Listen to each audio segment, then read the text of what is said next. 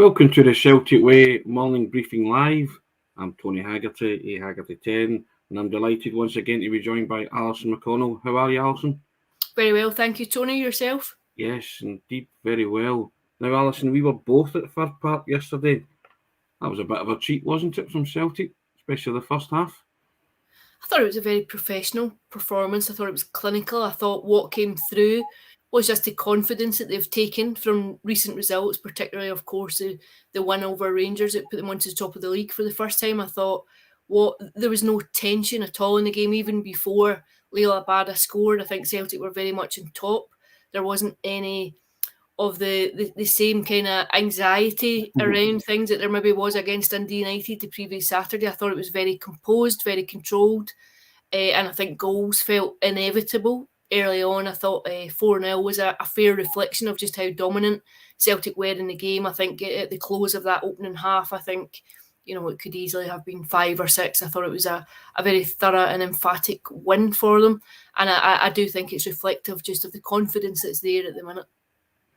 Tom Rogic came straight back in, Alison. He plays as if he'd never been away. Yeah, I think he's had an impressive campaign. I think it's quite clear the trust in the stock that the manager has in him. He obviously knew him before he came through the national team for Australia, but I thought there was no jet lag, there was no tiredness. The goal he scored, the second goal that he scored in his first goal, was just an extraordinary technique, just a well-crafted, well-executed goal from the edge of the box, and then a kind of flippant shrug of the shoulders almost. It was just I do this all the time, it was just a kind of no real celebration, no fanfare around it, just yep, let's go, let's on to the next one. But I think it raises a very interesting question when Rogic comes in and walks straight back into the team, that when everyone is fit and available, it's an interesting question now, who goes into the starting 11 and what is actually his strongest starting 11, especially in that midfield area when you look at the players that he has to call upon. I thought Matt O'Reilly has had a seamless introduction to life at Celtic. I thought he's performed very well. I'm sure he would consider himself unfortunate not to have started yesterday, whether that's a rotation with a number of games in mind or not. I think he's played particularly well, and all of a sudden you're thinking, how does David Turnbull get back in when he's fit? You've got Haggerty to come back. James McCarthy's not featured hugely. There's real depth in squad in that midfield area in particular. There are all manner of permutations of combinations that you could go with. I believe you've had a crack at it, though. I think you have a column out later in the Celtic Way, which is going to have a crack at saying who the best 11 is. Is that true, Alison? I've not actually said. I've posed the question. I've gone through a look at what the squad is when everyone is fit and available, but I've not.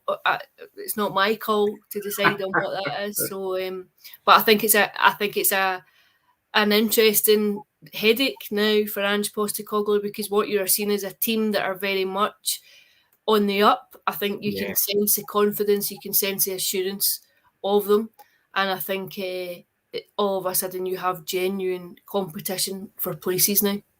He made an interesting comment last week, Alison, when he says that he always prepares his team to be better at the tail end of the season because he'd grown up in Australia, with Australian football, and that was always that they peaked for a grand final at the end. So Celtic are their kind of trajectories like that, isn't it? And he's clearly doing the same here. He wants them to be in and about when the prizes are handed out, Yeah, I think some of that was in terms of physicality and fitness and conditioning, about understanding that it's a marathon across the course of the campaign and trying to peak at the right time physically. But I think Celtic were always going to get stronger as the season went deeper because of the chaotic nature of the injury problems that they had at times, particularly just in that November, December period when you had so many players out and players out across the same area. I think at one point they were without their favoured front three when everyone was injured. So I think they were always going to strengthen, their hand was always going to be strengthened by the return of players fitness and from injury, and from suspension, and from international commitments and whatnot. And I think you could see between now and the end of the season, if you consider who is still to come back in, does Christopher Julian come straight back in? Does Carl Starfelt deserve to stay in there for the time being? I think there are various questions that arise when everyone is fit and available. I mean, it was the nature of the goals that they scored, Alison, yesterday. They broke at lightning speed up the park, and they were very clinical when those chances came along. As you say, there is that real strength and depth now with Celtic that they can rest players like Jota. They rested O'Reilly, who you say had seamlessly fitted in. It's auguring well, isn't it?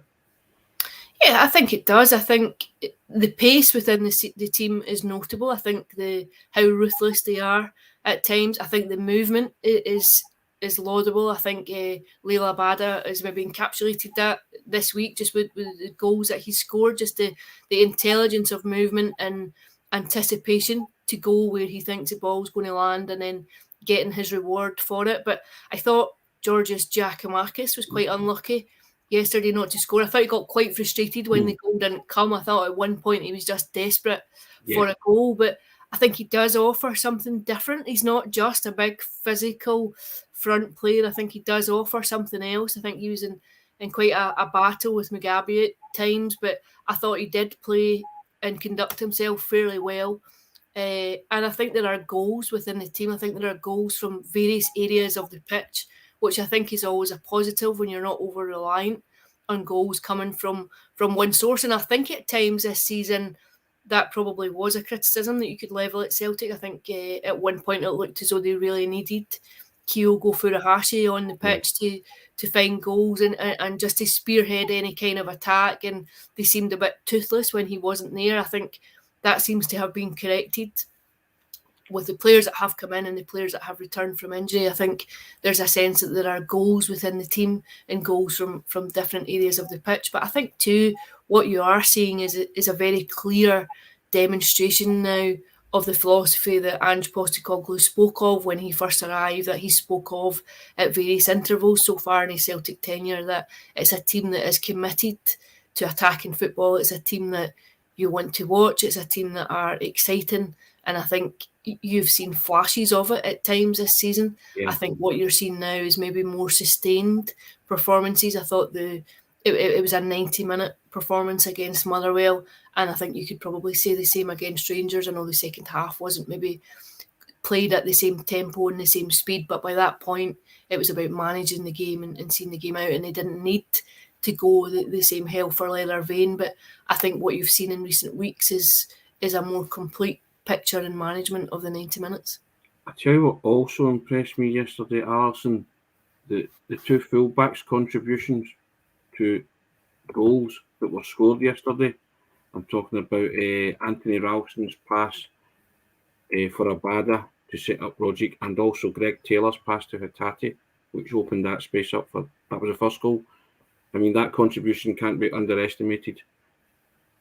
Yeah, I think sometimes there's a temptation to glaze over a bit when you hear chat about inverted fullbacks and talk about how these fullbacks can go and offer something in attacking vein. But what's much more exciting is actually when you see it in action, when you see it played out in front of you. And I think it's probably not been something to learn for both fullbacks, for both Greg Taylor and Anthony Ralston, to play and adapt to that kind of football and to that kind of role. And I think both have played it with some success this season. I think they'll both feel fairly confident about their role within the team at times, especially maybe going forward. But I thought Hatate's pass for that opening was intelligent, but I also thought it was just beautifully executed in terms of the technique to play Abada in, and Abada was clever too, and just exploiting the space that he'd found in it and anticipating the space that would come and where the ball would go. But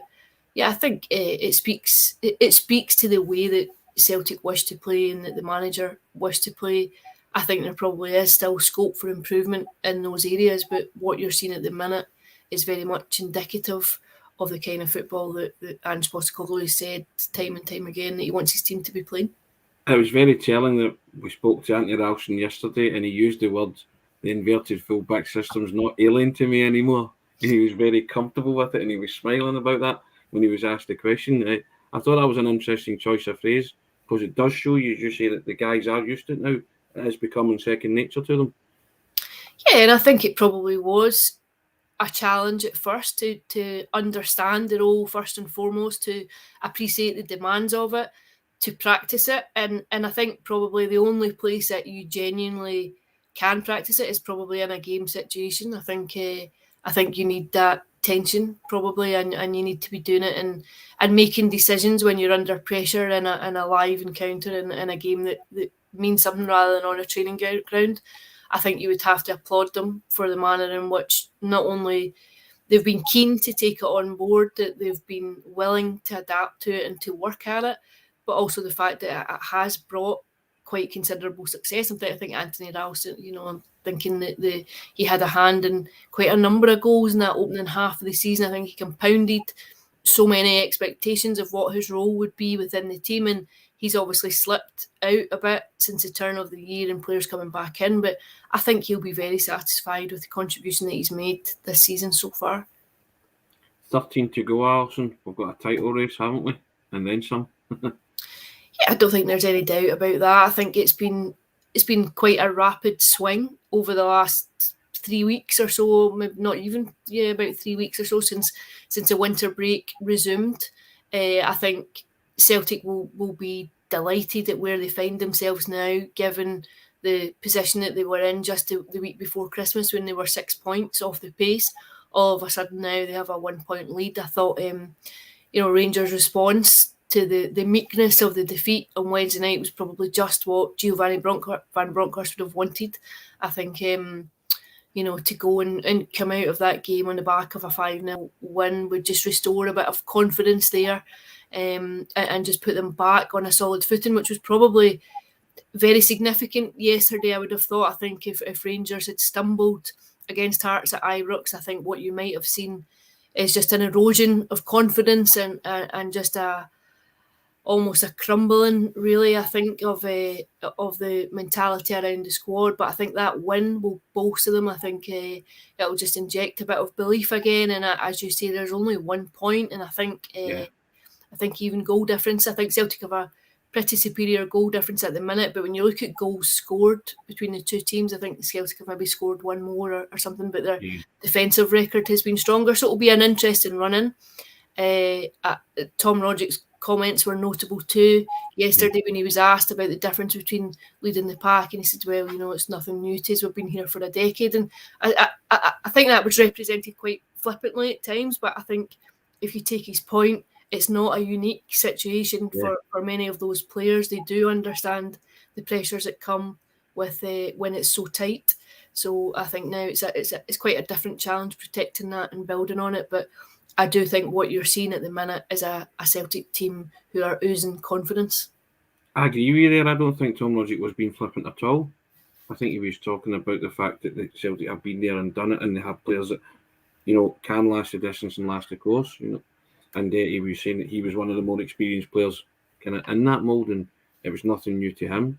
So I was a bit surprised, as you say, the way it was kind of portrayed. But that's 6 wins out of 6, Alison, since we came back for Celtic. They move on to Pittodrie on Wednesday night. Always a difficult ground to go to, but the way they're playing, they are entertaining. They're scoring goals. It's hard to see who's going to beat them at this precise moment in time, but anything can happen, I guess, always.